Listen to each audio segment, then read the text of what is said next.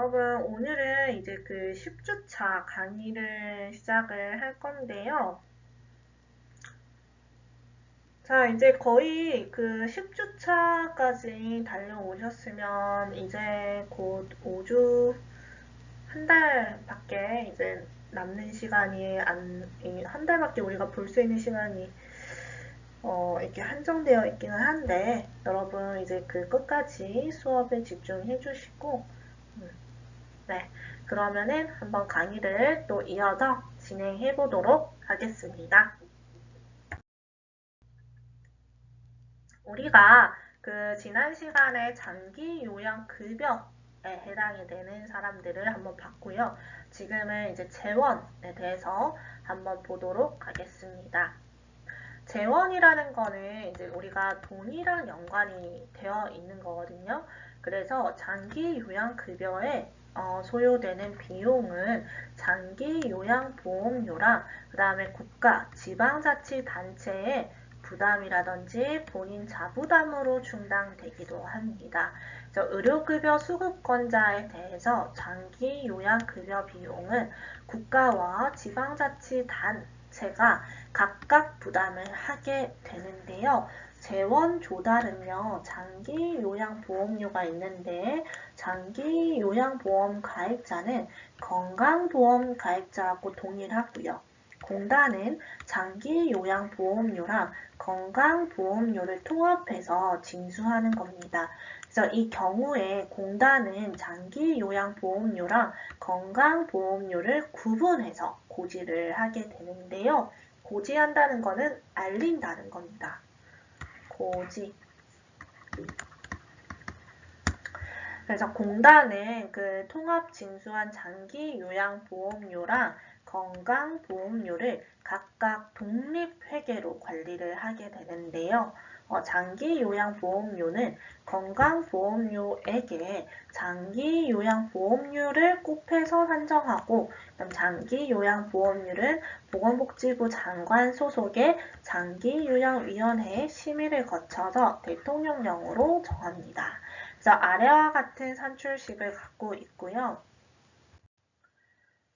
자, 그 다음에 노인장기요양보험제도를 한번 보도록 할게요. 국가나 지방자치단체의 부담은 국고지원금이나 아니면 국가, 지방자치단체의 부담, 이렇게 크게 두 가지로 나눌 수가 있는데요. 국가는 매년 예산 범위 안에서 당해 연도의 장기요양보험료 예상 수입액의 100분의 20에 해당하는 금액을 공단에 지원하게 됩니다. 그래서 이거를 여러분들이 이제 국고지원금 또는 국고를 좀 만지는 업무를 하신다고 하면 소수점 100%가 있으면 소수점 100.000000이라고 해서 이 소수점 이 뒤에 무한한 소수점 자리까지 맞춰야지 이제 이 국고 그 지원금을 사용을 할 수가 있겠습니다. 그래서 다시 책으로 돌아오면 국가지방자치단체 부담은 국가랑 지방자치단체가 의료급여 수급권자한테 장기요양급여 비용이나 의사소견서를 발급 비용하거나 또는 방문, 간호지시서를 발급하는 비용 중에서 공단이 부담해야 할 비용이랑 그 다음에 관리, 운영하기 위한 비용을 전액 부담을 하게 되는데요. 그 중에서도 일부 본인 부담금이 있는데 일반 수급권자가 있고 그 다음에 기초생활 그 보험법에 따른 의료 수급권자가 있는데 일단 일반 수급권자는 재가급여랑 시설급여가 있습니다. 그래서 재가급여는 한 15% 부담을 하고요. 본인 부담을 하고 시설급여는 20%를 본인 부담을 하는 겁니다. 그 다음에 우리가 그 의료급여 수급권자 같은 경우에는 이게 이 사람들이 그렇게 본인의 기초생활도 안 되기 때문에 우리나라에서는 무료로 이거를 해주고 있습니다. 근데 이제 스웨덴을 한번 볼까요? 스웨덴에서는 우리가 그 스웨덴에 거주하는 사람이라면 누구나 의료 서비스를 받을 수 있고요. 외국인도 세무서에 신고를 한 후에는 거주 번호만 있으면 의료 서비스를 받을 수가 있습니다. 그래서 스웨덴의 의료 서비스 전달 체계는 주치의 제도를 도입하고 있고요. 응급의료를 제외한 모든 상황에서는 1차 의료기관의 진료 후에 그 다음에 증상에 따라서 2차 의료기관 전문의에게 진료를 받는데 이거는 다른 서양 국가들과의 체계가 비슷합니다. 그리고 스웨덴은 국가보건서비스 제도를 채택한 국가 중에서 공적 재정 부담의 비율이 가장 높은 나라입니다. 이게 무슨 말이냐면 우리가 스웨덴도 이 국가보건서비스 제도를 행하기 위해서는 돈이 필요하잖아요. 그러니까 이 돈을 어디서 걷냐면 세금에서 걷습니다. 그래서 세금에서 일반 국가에서 이렇게 그 걷는 세금보다 한 몇 배나 차이가 나는 걸로 알고 있는데요.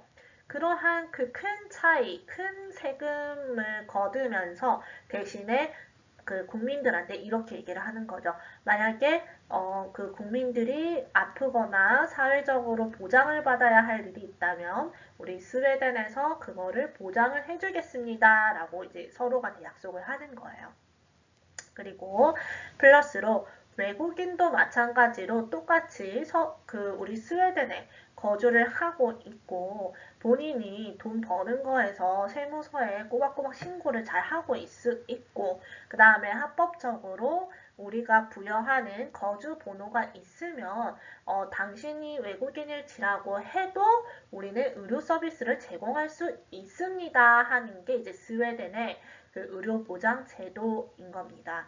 그래서 스웨덴의 그 의료보장 체계의 재정은요, 대부분 조세로, 세금으로 충당되고 있고요. 진료비와 약제비의 연간 최대 개인 부담액은 정해져 있고, 그 이상의 의료 비용은 더 이상 본인이 부담하지 않아도 되겠습니다. 그 다음에 치과 진료 부분에서는요, 19세 이하의 경우에는 무료로 진료받게끔 하고 그 다음에 광역자치단체에서 비용을 부담하게 합니다. 근데 이 미용 목적인 경우도 발생할 수 있잖아요. 뭐 성형이라든지 우리 치과 같은 경우에는 뭐 라미네이트라든지 앞니 라미네이트 뭐 이런 것들이 이제 미용 목적이 될 수 있는데 이거는 예외적으로 본인이 비용을 부담해야 되는 겁니다. 그래서 스웨덴도 이제 교정 치료를 받을 경우에는 의사의 진단을 기준으로 기능적으로 손상에 대한 교정을 목적으로 치료할 때는 광역자치단체가 이거를 부담을 해주지만 그냥 단순히 자기가 예뻐지기 위해서 그 미용 목적인 목적으로 교정을 할 때는 본인 부담을 해야 된다는 거예요.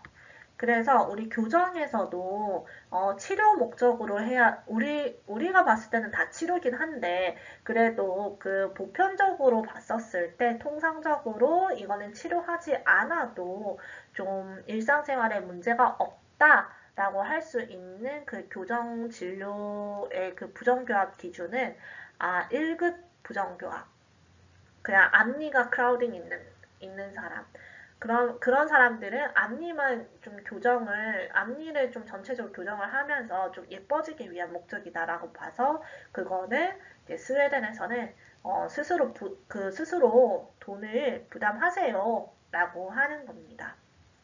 근데 다만 이제 2급이나 3급 부정교합처럼 뭔가 상악이 너무 앞으로 돌출되어 있다든지 하악이 너무 앞으로 비정상적으로 돌출되어 있거나 그래가지고 씹을 때 문제가 생긴다든지 그런 경우가 있다면 당연히 지자치 단체에서 그 돈을 대신 지급을 해주는 거죠.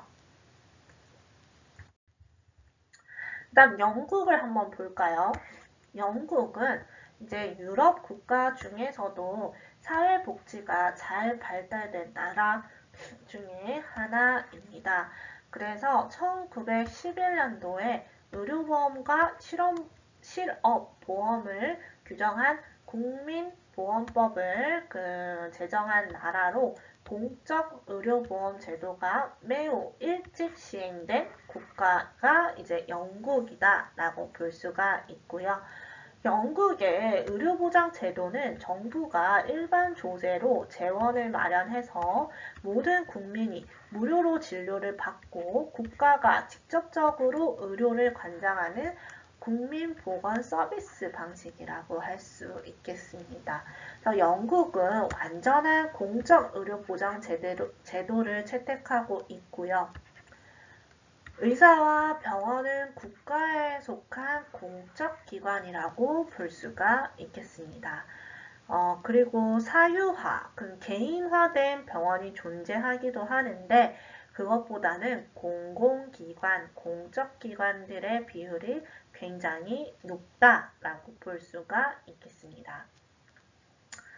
그리고 진료비의 대부분은 이 마찬가지로 이제 세금, 조세로 충당을 하고 있고 본인 부담금은 한 11% 정도 됩니다. 근데 치과 진료비는 NHS의 지원에 한계가 있기 때문에 의료비에 대한 환자의 일정 부담금이 있고요. 장기간 대기해야 하는 문제점이 있기 때문에 민간 치과 의원을 많이 이용을 하고 있는 추세입니다. 그래서 치과 진료에 대해서는 최대 부담액과 치료비를 규정해 두고 있고요. 왜냐면은 이게 민간 치과 의원을 운영한다는 거는 치과 의사가 보철 치료를 하든 레진 치료를 하든 무슨 치료를 하든 치과 의사가 자기의 수가를 막 정하는 거예요. 근데 이거를 최대 상한가라고 해서 최고 높은 금액을 규정을 안 하잖아요. 그러면은 우리 사람의 심리는 돈을 벌면 벌수록 더 많은 돈을 벌고 싶고 더 그런 거가 있기 때문에 그렇게 됐었을 때 또 치과 진료를 받을 수 있는 사람이 돈이 있는 사람들만 치과 진료를 받을 수 있게 되겠죠. 미국처럼. 그래서 그런 거를 좀 방지하고자 영국에서는 최대 부담액과 치료비를 딱 한계선을 지정을 해주는 거죠. 그게 미국과 영국의 차이가 되겠습니다. 근데 단 18세 미만의 아동이라든지 아니면 재학생, 임산부, 그 다음에 출산 후에 12개월 이내 환자나 저소득자는 틀니와 인공치아를 제외하고는 무료 서비스를 받을 수 있게 제도를 만들어 놨습니다. 그래서 영국의 의료보장 제도는요, 기자재 구입에 대해서 과정이 굉장히 복잡하고 의료의 진료 의지가 떨어지는 경향이 있고요. 진료 대기 시간이 많이 걸리는 것도 있고 좀 비효율적인 측면에 대해서 문제점을 지적받기도 하는데 심리치료를 위한 진료는 제외하고는 모든 부분의 질병에서 적용받을 수 있는 장점이 있겠습니다. 자, 그 다음에 미국 한번 보도록 할게요. 미국은요, 20세기 초반까지 미국의 의료비 지불 방식은 환자들이 이제 100%다 본인 부담하는 형식이었습니다. 그리고 의료기술의 발달로 좀 어려운 수술이라든지 치료가 가능하게는 되었지만 의료비 상승으로 인해서 환자 부담이 굉장히 크게 늘어나게 되었고요. 병원의 환자 이제 감소랑 경력난으로 이게 또 이어지기도 했습니다. 그리고 1929년도에 텍사스에서 이제 달라스 지역의 교사들한테서 연간 $6의 이제 보험료로 21일간 이제 병원 진료를 제공하는 그런 계약을 체결을 했는데요. 이게 바로 이제 오늘날의 민간 의료보험의 출발로 되었습니다. 그래서 많은 미국인들은요, 자기들이 따로 사보험을 또 들죠. 그게 이제 이 사보험을 드는 이유의 시작점이 이 민간 의료보험의 시작점이 되었다라고 볼 수가 있겠습니다. 그래서 실제로 미국에서는 의료 사각지대에 있는 저소득층이나 노인들을 위해서 전 국민 의료보험을 시도하기는 했는데 정치 사회적인 문제로 인해서 실현되지 못하고 있기도 합니다.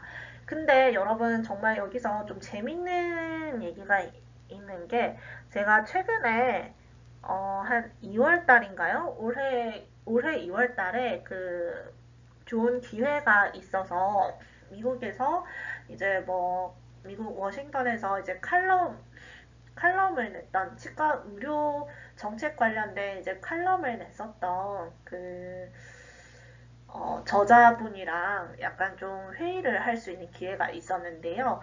그때 제가 질문을 했었던 게 미국에서 생각하는 저소득층의 기준이 얼마인가요? 라는 거를 질문을 한 적이 있어요. 근데 이 미국에서의 그 저소득층은 우리 한화 돈으로 연봉 한 4천만 원,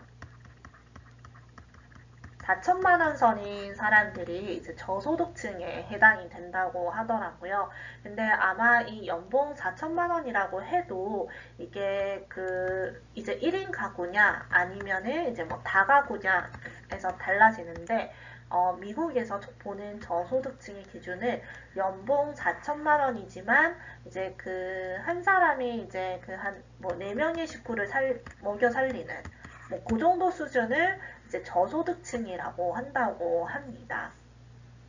근데 1인인데 연봉 4천만 원 정도면은 그래도 좀 괜찮지 않나 하는데 워낙 요즘에는 물가도 비싸고 미국은 또 굉장히 또 비싼 나라잖아요. 그러니까는 이 4천만 원 가지고는 택도 없는 거죠. 그 다음 미국 의료 보장 체계의 주축은 민간 의료 보험이 있는데 이제 1965년도에 65세 이상의 노인 인구에 대해 우리 의료 보장 프로그램인 메디케어랑 그 다음에 저소득층을 위한 메디케이드가 이제 합의해서 일부 계층을 대상으로 공적 의료 보장 제도가 실시되었습니다. 그래서 메디케어는 수입에 관계없이 65세 노인이거나 장애인, 부양가족, 신부전증 환자가 그 대상이 되고요. 비용은 이제 연방 정부가 부담을 해서 이거를 세분화하고 급여나 의료 제공 내용에 따라 파트가 세분화로 돼서 구성이 되어 있습니다. 근데 메디케어드는요, 저소득층이나 장애인을 보호하기 위한 프로그램으로 연방 정부의 보조랑 주 정부 자체 비용으로 운영이 되고 있고요. 미국은 다양한 민간과 공공 형태의 의료보험 제도를 구축을 했는데 의료비 지출의 상승과 의료보험의 혜택을 받지 못하고 있는 국민에 대한 형평성의 문제 또는 경제 불황으로 인한 실직률 상승이 맞물려서 여러 가지 문제점이 지적되고 있습니다. 그 다음에 우리가 한번 일본을 볼 건데요. 우리 일본의 의료보험 제도는 이제 의료보험이나 노인보험, 공비부담의료, 개후보험으로 나눌 수가 있는데요. 첫 번째로 의료보험을 좀 크게 직역보험이랑 그 다음에 지역보험으로 나눌 수가 있습니다. 그래서 지역보험이라는 것은 이제 직장 근무자를 대상으로 하는 보험이라 해서 직역보험이라고 하고요. 건강보험, 그 다음에 배 타는 선원보험, 그 다음에 공제조합이 이 직장 근무자를 대상으로 하는 직역보험의 대표적인 예시다라고 볼 수가 있겠습니다. 지역보험에서는요, 지역을 이제 그 지역에 사는 사람의 얘기를 하고요. 이 시나 정이나 촌을 중심으로 얘기를 하는 겁니다. 그래서 국민건강보험에 가입되어 있는 70세 이상, 65세 이상, 70세 미만의 노인으로 장애 판정을 받은 사람이 대상이 되고요. 업무상의 그 상병에 대해서는 뭔가 노동자의 재해보상보험을 통해서 국가공무원이나 지방공무원에 대한 보상제도가 마련되어 있습니다. 그 다음에 노인 간병을 지칭하는 의미로 개후보험이라고 불리는 보험제도를 노인복지와 노인보건으로 나눠서 시행되고 있고요. 일본의 사회보장제도는 적용 범위가 구미 선진국에 비해서 좀 넓고 그 다음에 노인 인구 증가에 따른 노인복지가 잘 되어 있기는 한데 각 제도 사이에 좀 적지 않은 차이를 보면서 뭔가 복잡한 구조로 되어 있습니다. 자, 그 다음에 우리가 볼 수 있는 게 이제 대만인데요. 이 대만 같은 경우에는 1950년도에 근로자를 대상으로 노공보험, 노동자 또는 공사자에 해당한 보험에서부터 시작이 됐습니다. 그래서 1995년도 3월 달에 보장 범위가 전 국민으로 확대가 되면서 오늘날의 의료보장 제도로 발전을 하게 되었고요. 대만의 의료보장 제도는요, 6개의 군과 13개의 종으로 나뉘어지고요. 이거는 다시 피보험인과 부양가족으로 나뉘게 됩니다. 주로 대만은 군인이나 저소득층 또는 보훈 대상자들도 전 국민 건강보험에 포함되어 있고요. 이 대만의 의료보험에서는 여성 배우자의 취업률이 굉장히 높기 때문에 다른 나라에 비해서 피부양률이 매우 낮은 게 특징이 되겠습니다. 그 다음에 우리 호주를 한번 볼 건데요. 호주는 우리가 1973년부터 국가보건 서비스 방식으로 전 국민 건강 보장 프로그램을 운영하고 있습니다. 그래서 치과에서 한번 예제를 들어보면 호주에 있는 치과들은 대부분 그 예방 목적의 그 진료를 많이 하거든요. 그 이유가 이 호주 같은 경우에는 예방 진료 목적으로 하는데 나라에서 각 의원마다 약간 그 주치의처럼 그런 거를 좀 배정을 해줍니다. 그러면은 예를 들어서 뭐 어떤 환자가 치료하러 왔는데 그 병원에서 이제 뭐 예방 치료도 해주고 교육도 해주고 막 이렇게 하잖아요. 그러면은 나라에서 너 이거 예방 진료 해줬구나 라고 해서 돈을 주는 그런 서비스가 운영이 되고 있다는 겁니다. 그래서 전 국민적으로 이제 건강 보장 프로그램을 운영을 하고 있고요. 재원은 공공재원 67%랑 민간재원 33%로 구성이 되어 있고 마찬가지로 전 국민을 대상으로 적용을 하고 있습니다. 그래서 호주 같은 경우에는 대부분 이상이 한 공공기관, 공공의원을 실천하고 있다라고 보시면 되겠습니다. 자, 그 다음에 우리 그 수급 요건을 한번 보면은요. 호주나 뉴질랜드 국민 또는 영구 비자를 갖고 있거나 또는 이거를 신청한 사람으로서 호주에 거주하고 있는 모든 사람을 대상으로 하고요. 의료급여나 약제급여 또는 본인 부담 상한제 등을 모두 현물급여로 제공하고 있습니다. 여기서 말하는 현물급여라는 거는요. 이제 뭐 교육이 되겠죠. 교육, 예방교육 또는 뭐 불소, 도포 이런 것들이 이제 현물급여라고 볼 수가 있겠습니다. 네, 여기까지 우리가 의료보장제도, 의료보장에 대해서 배웠는데요. 가장 좋은 거는 지금 우리나라에서 행하는 그 의료보장제도가 베스트고요. 그 다음이 이제 뭐 스웨덴에서 하는 거, 그 스웨덴에서 나라에서 다 본인 부담 해주는 거, 그 다음이 맨 꼴찌가 이제 미국에서 하는 민영화가 이제 제일 꼴찌의 그 의료보장 제도다라고 보시면 되겠습니다. 네, 여러분 오늘도 수업 들으시느라 고생 많으셨습니다.